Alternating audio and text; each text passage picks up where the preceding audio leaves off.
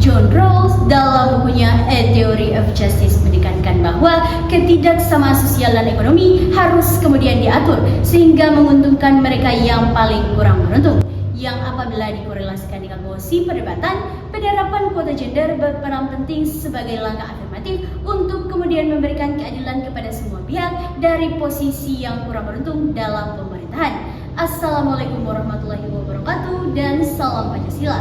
Dewan juri yang arif dan bijaksana, perkenalkan kami dari tim Abimanyu dengan saya sendiri Devrianti Pabutungan selaku pembicara pertama, Flora Aurelia selaku pembicara kedua, dan Joakim Krusmani selaku pembicara ketiga yang pada kesempatan kali ini akan menyampaikan argumentasi keberpihakan kami terhadap mosi perdebatan kali ini. Dewan juri yang terhormat, secara definitif, kuota gender adalah kuota yang digunakan oleh negara dan partai untuk kemudian meningkatkan representasi perempuan atau kesetaraan substantif berdasarkan gender di badan legislatif. Pun Dewan Juri, ketika kita menilik latar belakang dari mosi perdebatan, yaitu minimnya tingkat keterwakilan perempuan dalam pemilu tahun 1999 dan dominasi laki-laki pada pengambilan keputusan dalam pemerintahan.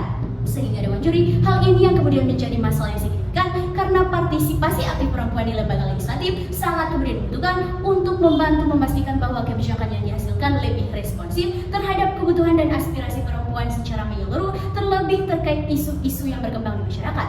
Hal inilah Dewan Juri yang kemudian menjadi urgensi penerapan kuota gender dalam pemerintahan sebagai langkah nyata mewujudkan kesetaraan. Pun Dewan Juri, keterwakilan perempuan dalam politik formal di Indonesia mulai memperoleh ruang sejak dikeluarkannya Undang-Undang Pemilu Nomor 12 Tahun 2003 yang mana menyebutkan pentingnya affirmative action bagi partisipasi politik perempuan dengan menetapkan sejumlah 30% dari seluruh calon partai politik pada parlemen di tingkat nasional maupun lokal. Hal ini terbukti efektif Dewan Juri karena menurut survei representasi perempuan dalam pemerintahan meningkat dari tahun 2004 sampai tahun 2024.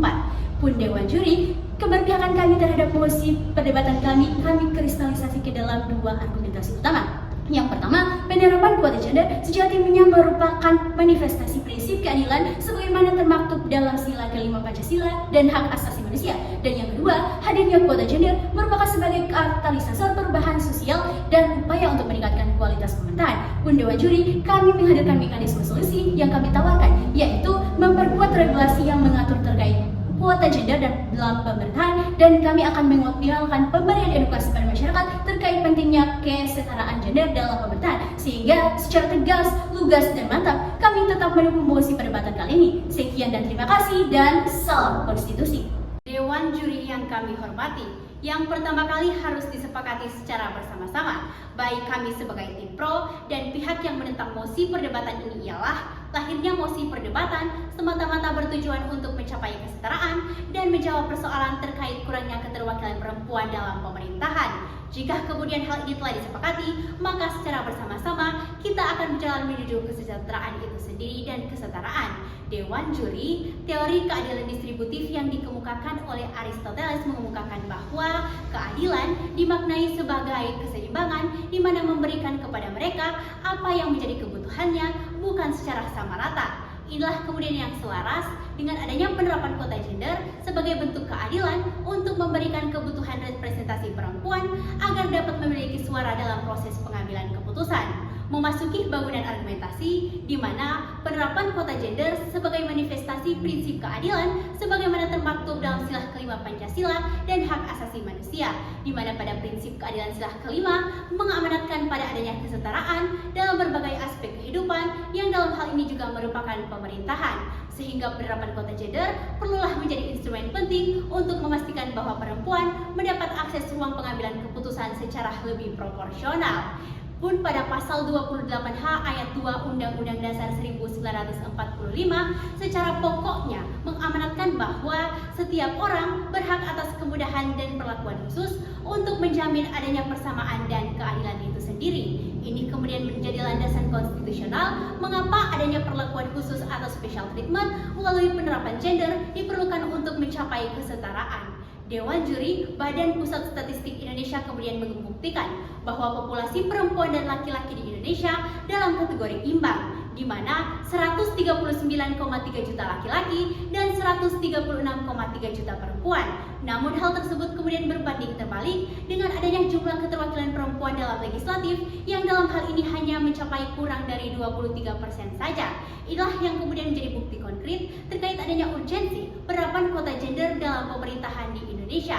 Hal ini pun didukung dengan putusan Mahkamah Konstitusi tentang PHPU, di mana Mahkamah Konstitusi kemudian mengabulkan permintaan atau permohonan dari Partai Keadilan Sejahtera untuk melakukan pemungutan suara ulang atas kurangnya keterwakilan akibat ketidakpatuhan oleh KPU dalam hal tersebut. Dan lebih lanjut, Mahkamah Konstitusi pula menjelaskan bahwa adanya penerapan kuota 30% dalam legislatif sejatinya merupakan bentuk diskriminatif yang sah dalam rangka untuk menyeimbangi antara perempuan dan laki-laki dalam menjadi legislator. Dewan Juri, adapun argumentasi yang kedua kami ialah dengan penerapan kuota gender sejatinya sebagai katalisator perubahan sosial dan menjamin adanya peningkatan kualitas dalam pemerintahan. Sehingga perlu kita sadari bahwa kehadiran perempuan dapat membawa kemudian perjuangannya terkait dengan hak-haknya yang kemudian untuk dilindungi. Fakta kemudian membuktikan bahwa laki-laki dalam pemerintahan sulit untuk diharapkan untuk memperjuangkan hak perempuan karena mereka cenderung tidak merasakan dan mampu memahami apa yang kemudian terjadi dalam perempuan itu sendiri.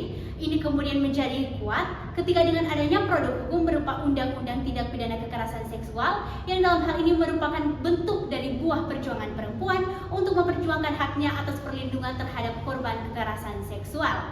Dewan Juri, ketika kemudian kita menerapkan penerapan kuota gender ini, sejatinya ini kemudian selaras dengan adanya teori dari Profesor Muhtar Kusumaatmadja, di mana law is tool of social engineering atau hukum sebagai alat rekayasa sosial. Sehingga melalui penerapan ini dan produk hukum yang ada akan senantiasa merekayasa masyarakat dari adanya paradigma bahwa perempuan merupakan insan yang lemah dan tidak dapat terlibat dalam pengambilan keputusan ke posisi yang setara antara perempuan dan laki-laki dan kesamaan kedudukannya dalam hukum dan pemerintahan. Dewan Juri, kami pun membawa solusi yang sangat amat solutif, yaitu dengan melakukan pengoptimalan terhadap undang-undang yang mengatur terkait kuota gender dalam pemerintahan melalui revisi Undang-Undang Nomor 7 Tahun 2017 tentang Pemilihan Umum dengan menerapkan kuota gender bukan hanya dalam legislatif, namun pemerintahan, lembaga pemerintahan secara keseluruhan. Hal ini kemudian perlu, manakala kita lihat Presiden ke-8 Indonesia Prabowo Subianto yang dalam hal ini sebelumnya menjanjikan bahwa adanya kesetaraan perempuan dan persamaan haknya, namun pada kabinet merah putihnya ia hanya mengangkat sekitar 5 menteri perempuan dari 48 total menteri yang ada. Inilah membuktikan bahwa jika tidak ada regulasi yang kuat, maka akan ada pengabaian dari pimpinan penguasa yang ada Dewan Juri. Kami pun untuk itu dengan tegas dan penuh keyakinan berposisi sebagai tim pro sangat amat setuju dengan mosi perdebatan kita pada hari ini. Sekian dari kami dan salam konstitusi. Profesor Dr. Jimli Asyidiki dalam bukunya Pengantar Hukum Tata Negara kemudian menyatakan bahwa hak asasi manusia sejatinya tidak diberikan oleh negara karena hak asasi manusia adalah hak yang kemudian melekat pada manusia semata-mata karena ia adalah manusia Dewan Juri yang terhormat, sehingga tindakan negara untuk memberlakukan mekanisme kuota gender ialah dalam hal pemenuhan hak asasi manusia, keterwakilan perempuan dan juga adanya kesetaraan gender itu sendiri Dewan Juri yang terhormat. Dan juri terdapat kemudian dua penegasan mengapa kami menyetujui mosi perdebatan kali ini, di mana yang pertama adanya penerapan kuota gender sebagai aktualisasi prinsip keadilan sebagaimana termaktub dalam sila kelima Pancasila dan hak asasi manusia.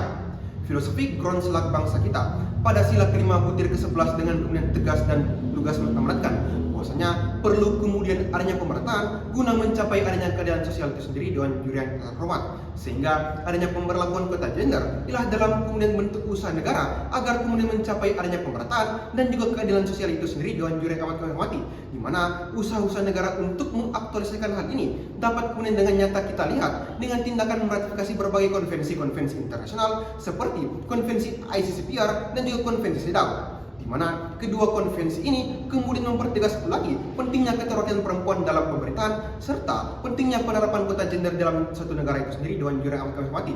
Mari kemudian kita berkaca pada konvensi CEDAW, di mana semenjak kemudian diratifikasi menjadi undang-undang telah kemudian adanya tren penaikan persentase keterwakilan perempuan dalam pemerintahan, seperti keterwakilan perempuan di parlemen yang sejumlahnya kian meningkat tiap selesainya pemilihan umum itu sendiri Dewan Juri yang amat kami hormati, di mana pada tahun 2004 keterwakilan perempuan di parlemen hanya kemudian 11,8%, kini menjadi 22,4% pasca pemilu tahun 2024 yang lalu. Hal ini kemudian menunjukkan keberhasilan negara untuk memperjuangkan perjanjian penjaminan kesamaan gender serta sesuai dengan amanat Pancasila dan konstitusi kita itu sendiri. Argumentasi yang kedua ialah bahwasannya hadirnya kuota gender sebagai katalisator perubahan sosial dan upaya untuk meningkatkan kualitas pemerintahan. Dr. Maria Farida Indrawati selaku mantan hakim Mahkamah Konstitusi kemudian mengemukakan bahwasannya partisipasi perempuan dalam pemerintahan akan kemudian memperkaya diskusi kebijakan sehingga bermuara kepada kebijakan yang lebih adil dan memperhatikan kepentingan kelompok masyarakat yang beragam. Di mana dapat kemudian kita berkaca pada lembaga legislatif itu sendiri, di mana Dewan Perwakilan Rakyat sebagai pembentuk undang-undang itu sendiri seyogyanya harus kemudian memperhatikan segala bentuk kebutuhan daripada masyarakat itu sendiri. Lantas pertanyaan kami kemudian sederhana, Dewan Juri, bila mana tidak ada keterwakilan perempuan dalam parlemen, lantas bagaimana kemudian laki-laki dalam hal ini mampu untuk mengakomodir segala bentuk permasalahan dari perempuan itu sendiri? Dewan Juri, analoginya kemudian sederhana, ibaratnya seorang yang masuk ke dalam gua tanpa adanya sosok tour guide, maka hilanglah ia sudah dalam gua tersebut. Sama halnya dalam hal ini, terdapat kemudian permasalahan-permasalahan yang sejatinya hanya kemudian diselesaikan dengan bantuan daripada pemikiran perempuan itu sendiri, Dewan Juri yang amat kami hormati. Contohnya, dapat kemudian kita lihat dengan lamanya pengesahan rancangan undang-undang penghapusan kekerasan seksual di Indonesia, di mana rancangan undang-undang ini sejatinya memiliki penundaan selama bertahun-tahun, Dewan Juri yang terhormat, sebelum akhirnya diundang-undangkan menjadi undang-undang pada tahun 2022 yang lalu. Yang mana rancangan undang-undang ini menghadapi berbagai hambatan dikarenakan kurangnya dukungan yang cukup dalam legislatif yang sebagian besar terdiri dari komposisi laki-laki itu sendiri, Dewan Juri yang amat kami hormati. Padahal rancangan undang-undang ini sangat penting bagi perlindungan korban kekerasan seksual yang mayoritasnya ialah perempuan itu sendiri, Dewan Juri yang terhormat. Hal ini kemudian membuktikan dan juga menunjukkan dampak nyata daripada kurangnya perspektif gender dalam parlemen itu sendiri, Dewan Juri yang amat kami hormati. Oleh karena itu, Dewan Juri, solusi kami kemudian tegas dan jelas, di mana kami akan kemudian merevisi berbagai undang-undang di pemerintahan untuk kemudian mengatur sebagai adanya kewajiban untuk menyertakan kuota 30% dalam komposisinya itu sendiri, Dewan Juri yang terhormat. Di mana hal ini kami landaskan pada tidak tegasnya undang-undang saat ini untuk menyertakan 30% perempuan dalam setiap komposisi elemen masyarakat. Contohnya dapat kemudian kita lihat pada pemilu yang dilakukan di Gorontalo, di mana parpol tidak mencapai 30% perempuan untuk setiap calon mereka. Oleh karena itu, Dewan Juri yang terhormat, Mahkamah Konstitusi sebagai the guardian of constitution itu sendiri melalui putusannya membatalkan hasil pemilu itu sendiri, Dewan Juri yang terhormat.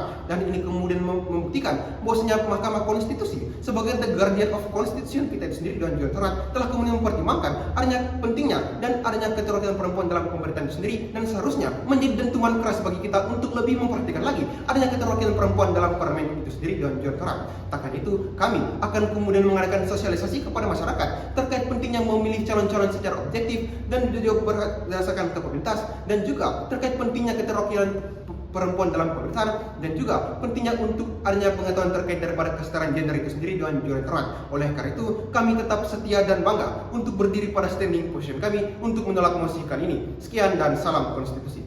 Dewan Juri yang arif dan bijaksana, tibalah kita pada konklusi yang konstruktif, di mana untuk mendukung penerapan kuota gender dalam pemerintahan sebagai langkah nyata untuk mewujudkan kesetaraan dalam bingkai Pancasila dan hak asasi manusia.